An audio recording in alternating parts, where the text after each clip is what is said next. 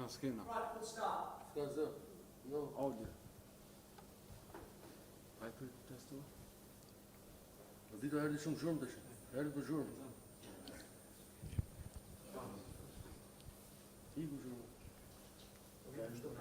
Atëherë, mirë se vini në konferencën për media, para ndeshjes Kosovë Irlandë Veriut.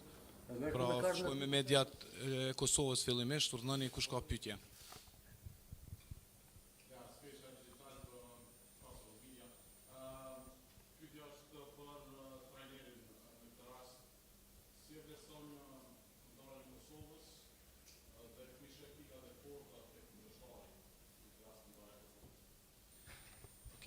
So the gentleman is from Kosovo Media.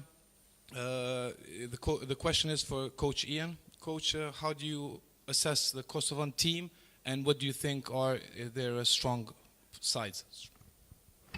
Yeah, I've been impressed looking at them. I think they've been together for quite a while now. I know the new coach, Alan Gires, has come in March, but you know, he's working with players I think that have played together for a good while.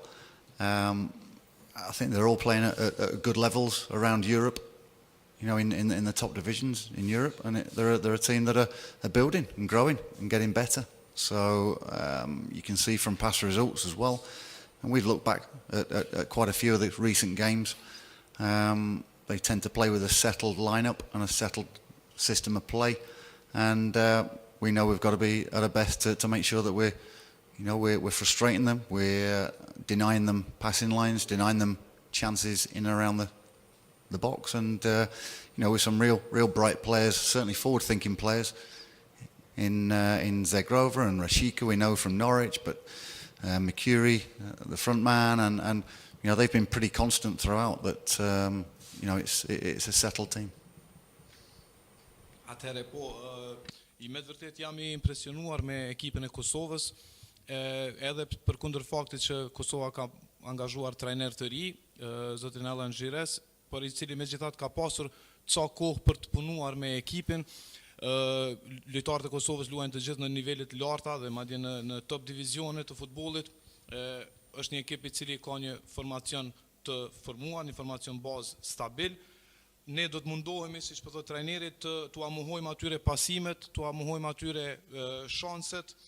Kosova ka lojtarë shumë të mirë si Zegrova, Rashica, Muriqi, cilë luajnë në ekipe të mëdha, dhe nesër pra do të mundohemi kështu t'u amuhojmë shanset e ekipit Kosovës.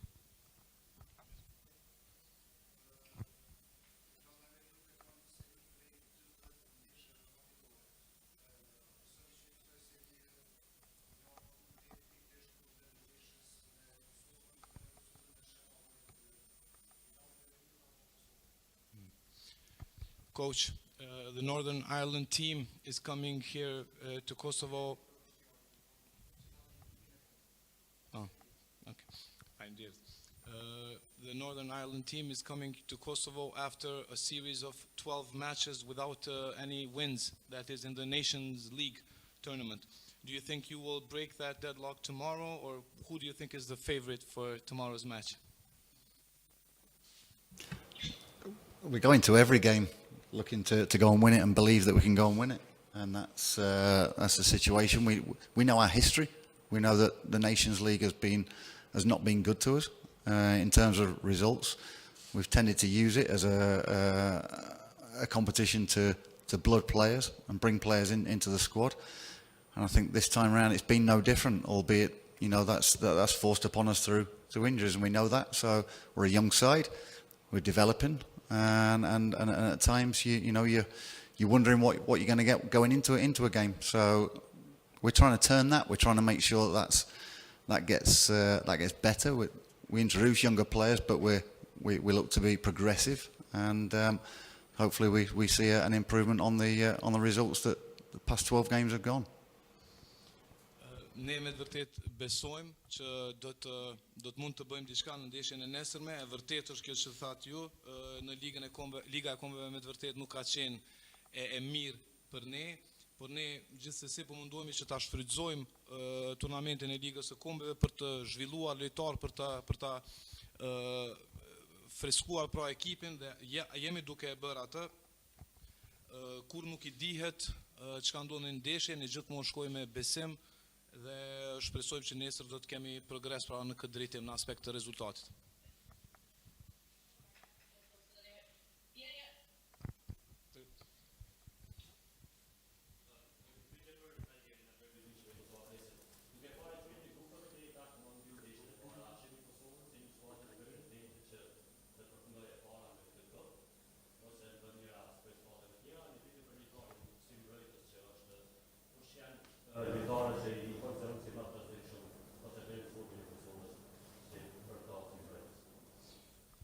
So the gentleman is from KosovaPress, and he has two questions, one from the coach and one for the player.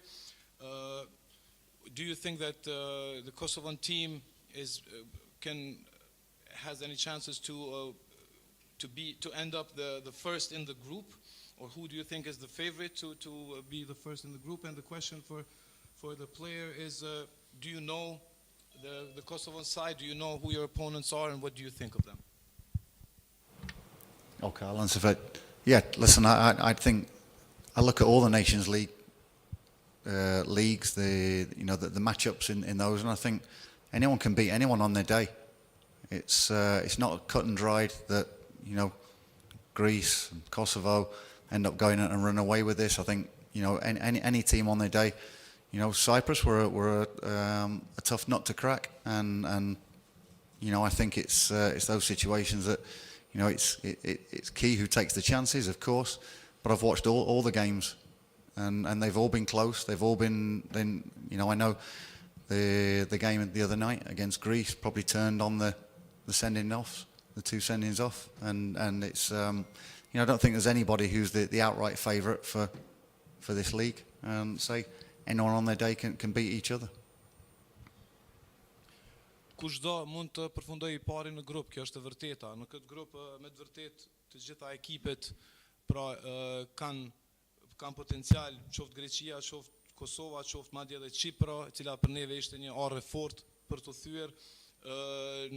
Me të vërtet mund të them që I kam shikuar të gjitha ndeshjet e grupit, edhe ndeshjen e mes Kosovës dhe Greqisë, dhe me të vërtet këtu nuk dihet se kush është favorit për ta zënë vendin e parë.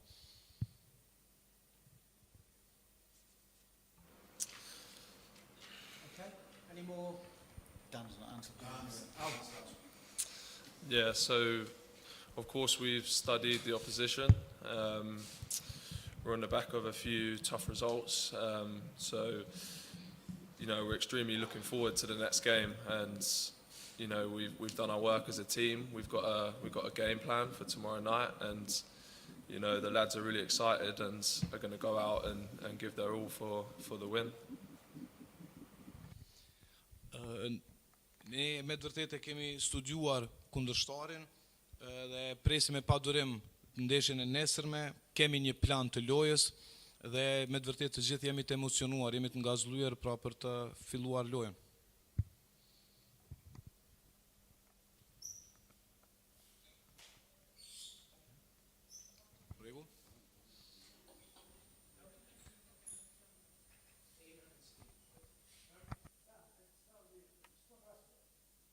What's the conversation been between players? Because there was obviously a lot of frustration around after the result on Sunday. What's the talk been in the days you've had since? Yeah, of course we was, extremely disappointed after the game. The players have put a lot of hard work into these last two fixtures, and we probably haven't played to what we know we can do. So of course there was frustration straight after the game, but the spirits are high, and we've still got lots of confidence going into these next two games, and we're sure we can definitely turn it around and get two really positive results and put two good performances in. Are you a superstitious type at all? Because, could be looking at the 13, is that something that, you somebody that looks for on that numbers and like or anything like that? No, I'm certainly not. I don't think many of the other lads are. But I mean, it's the third game, and we've played 90 minutes together now, and there's some new relationships in the team, and sometimes that takes a little bit of time to build those relationships, and you know, when you're spending a long period of time together, you know, you really sort of grow as a group, and I feel like the lads are really coming together throughout the last week, and if anything, we're more confident. Having looked back at the last few games, we know we can do a lot better, and you know, that's exciting for us.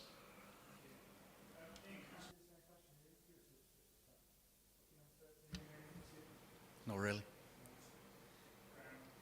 Touch wood will be okay. We've had a few days to reflect on the Cyprus game. Is your message any different to what you told us in March? No, we're not going to go off track, rip the paper up and start again. It's something we know where we're going, we know where we want to be, and we know that there's building blocks to get there, and there's pitfalls, there's pits and troughs along the way. We know that. We're going through a tough time at the moment, but the confidence is there. I think the belief amongst everybody that you know, we want to be. We know we can play better. We know we can play better than the last two games. And you know, we talked about the rustiness of the Greece game. You know, there was still that sort of stuff on the in the Cyprus game. Cohesion lacking. That was what we spoke about after the game. And you know, it takes that time when you've got a new group, and we've spoken about the things time and time again coming into these June fixtures. So it's stuff that we're not going to go off track. We know that we're developing and building, and it's for the better of the football team as this time goes on. You used one day to tell us who's going to stop the rest day without break players. Have you seen a difference since then, just seeing them refreshed?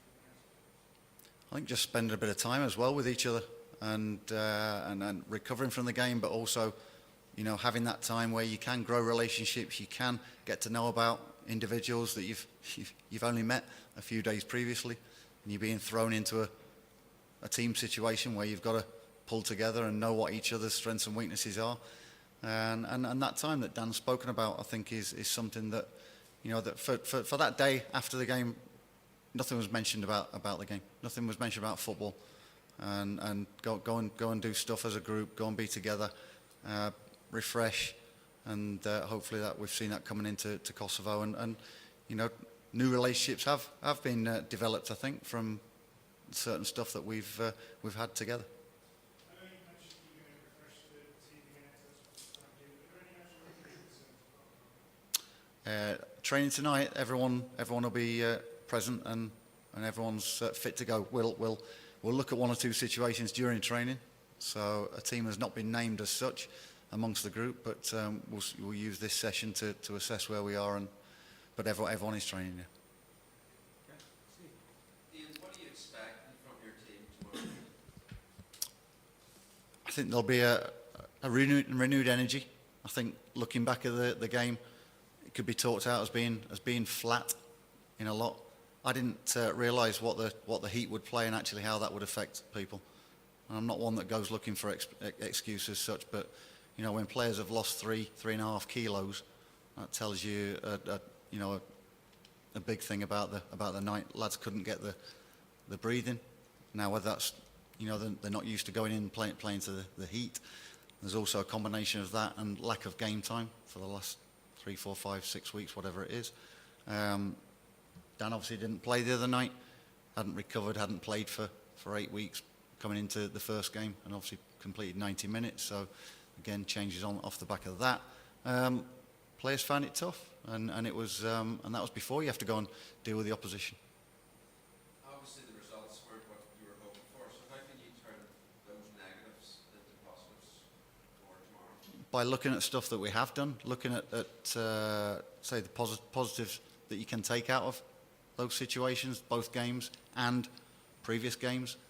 Try and get the players to know each other that little bit more, an understanding of each other, and say suddenly, look, these two games have come and we've had those results and average performances, but remind people that they're good players, and they have been out of the game since finishing the season. Now coming together in that third game, now you expect that little bit of sharpness. I've been down to town speaking to quite a lot of the Northern Ireland fans, and your name has cropped up, and there are question marks against your name at this point in time. Do you feel you are still the there's always question marks, and people will always question what you do. Yeah, I've got the confidence that we, you know, we are where we are, and we're building. We're on the right track. Yeah, I feel as though that you know, I knew taking the job that it wasn't going to be all plain sailing, and I'm confident that we can go through and build from this Nations League and put together a really good series of games in the Euros. That's the end goal that we're looking at, to qualify for the Euros. Not where we are now. Let's have a look where we are at the end of the Euros. Dan, obviously results have been the best. If you could one of the highlights over the past 2 years of Dave's tenure, how much have you enjoyed your Northern Ireland time, and how have you grown from your debut? Yeah, of course I was, you know, extremely grateful to be given my debut from the gaffer, and you know, he was the first manager to really put that belief in me, and you know, he really gave me that confidence to go out there and play and express myself, and you know, every opportunity I get to represent Northern Ireland, you know, I'm extremely grateful, and I try to leave everything out there. And you know, it's nice to see all the travelling fans that are away to Cyprus and walking through the streets even today, that yeah, they follow us wherever we go, and that's a real sort of motivating factor. Do you believe then that the players owe the fans a big performance tomorrow night, given that they're shelling out thousands of pounds to volleys all over the world? Yeah, 100%. And even back to the game at Windsor, it's, you know, it's hard to leave the fans, you know, without a positive result, because the support is so amazing, and you just want to you want to repay them as much as you can. And we all know the amazing support we get, and that's one of the reasons that, you know, we work so hard is to try and repay them. And it's been tough recently with results, but you know, everything we do ultimately is to give them a good result. Your progress as a Northern Ireland international, what about your club career? Where are you at with Arsenal? You know, will you go out and loan again? Are you hoping to play for the Gunners next season? What's the plan? At the moment, I'm just focused on, you know, these next few games. Yeah, and then you know, I have to see when I get back to the club what the situation is. And just the last one from me, what's it like playing alongside Johnny Evans? Yeah, I mean, every minute I've been able to play next to him is, you know, I'm grateful for, because he's such an experienced player, and if there's one player you can learn off, it's him. He talks so much during the game, and again, just fills you with knowledge and gives you that confidence, knowing that you've got him next to you. And you know, it gives you that extra boost, and everyone can see the quality he brings. And you know, he is a role model, not just for me, but for, you know, a lot of young centre halves, you know, around the world, really.